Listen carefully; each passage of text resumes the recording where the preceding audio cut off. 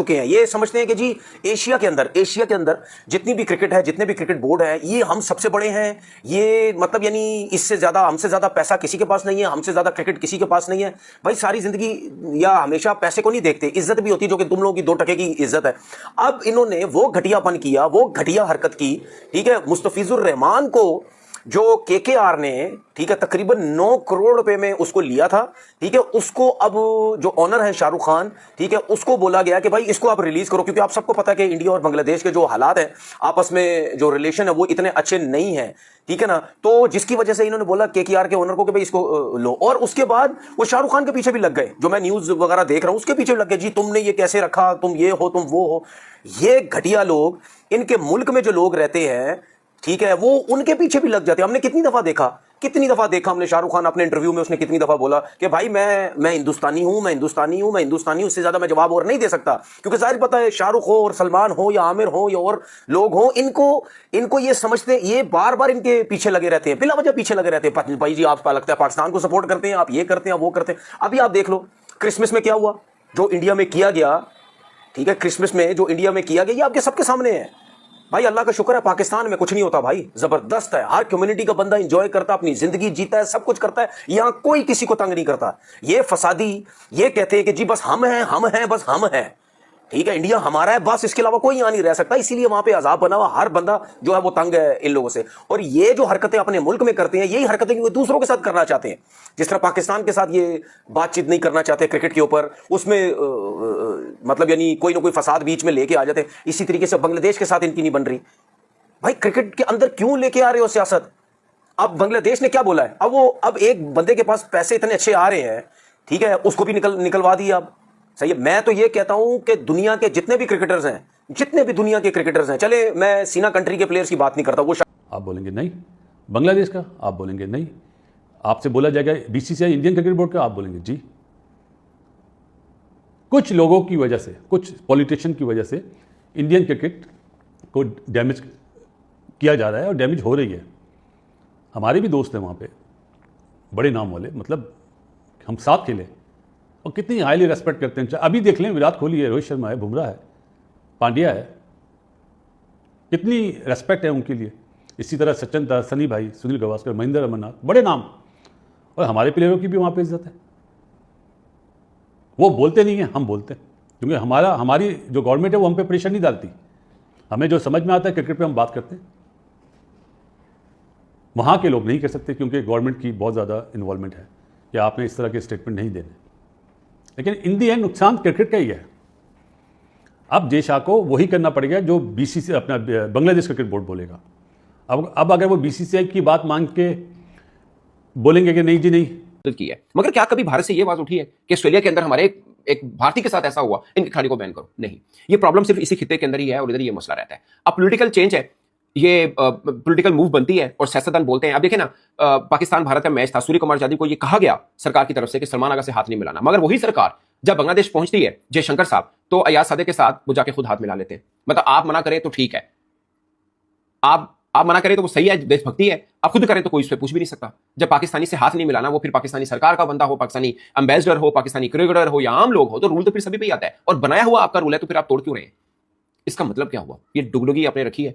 आप कह दें कि ओके हाथ में ला लो, तो हाथ में ला लो, तुझे कौन है जी, हम तो सारे दुश्मन ने, तो अब से इनको दुश्मन कंसीडर किया जाए, ऐसा नहीं होता। बाकी इमोशनल लोग हैं, वो पाकिस्तान में भी होंगे, भारत में भी होंगे, बांग्लादेश में भी होंगे। दोस्तों, जब से बांग्लादेश के खिलाड़ी मुस्तफिजुर रहमान को आईपीएल से बाहर किया गया है, उसके बाद में दोस्तों शायद बांग्लादेश को तो इतनी मिर्ची लगती हुई दिखाई नहीं पड़ रही है, लेकिन जिस तरह से तनवीर अहमद को मिर्ची लग रही है, उसे देखने के बाद में आपको ये वीडियो देखकर काफ़ी ज़्यादा हंसी भी आई होगी कि तनवीर अहमद किस तरह के बयानबाजियाँ कर रहे हैं। वहीं दूसरी ओर जिस तरह से ये चीज़ें चल रही हैं, उसके बाद में खबर ये आ रही है कि बांग्लादेश के क्रिकेट बोर्ड ने आईसीसी को लेटर लिख दिया है कि हम भारत में जाकर नहीं खेलेंगे। उन्होंने बोला है कि हमें सिक्योरिटी इश्यूज़ वगैरह ऐसा कुछ बोला है। और ये सबको पता है दोस्तों कि किस वजह से किया गया है, क्योंकि भारत ने आईपीएल्स में उनको बाहर कर दिया है, उनके खिलाड़ी मुस्तफिजुर रहमान को। वहीं दूसरी ओर अगर हम बात करें दोस्तों तनवीर अहमद को तो दोस्तों भारत के खिलाफ बोलने का मौका मिलना चाहिए, वो जहाँ मर्जी शुरू हो जाते हैं। वहीं उन्होंने एक ट्वीट भी किया हुआ है दोस्तों, जिसमें उन्होंने कहा है कि जो और खिलाड़ी हैं उन्हें बाइकआउट करना चाहिए आईपीएल का। तो दोस्तों तनवीर अहमद को ये लगता है कि ये जो बोलेंगे वो सारे खिलाड़ी कर देंगे, और उसके बाद में दोस्तों इनकी हर कोई खिलाड़ी जैसे इनकी सुन रहा होगा, इस तरीके से ये बात करते हैं। वहीं दूसरी ओर ये कहते हैं कि पाकिस्तान वाले IPL को घास नहीं डालते हैं, लेकिन दूसरी ओर अगर हम बात करें दोस्तों, जिस तरह से जो IPL के लिए खेलने के लिए तरसते हैं पाकिस्तान वाले, क्योंकि उनको खुद पता है कि हमारी जो लीग है, हमारी जो लीग है हमारी भारत की जो लीग है उसमें काफ़ी ज़्यादा पैसा है। वहीं दूसरी ओर जो इनकी जो लीग है PSL, उसमें कुछ भी नहीं है, जिस वजह से वहाँ के खिलाड़ियों को कभी कभी तो बोर्ड भी तनख्वाह देने में कतराने लगता है कि इनको तनख्वाह दी जाए तो दी जाए कहाँ से।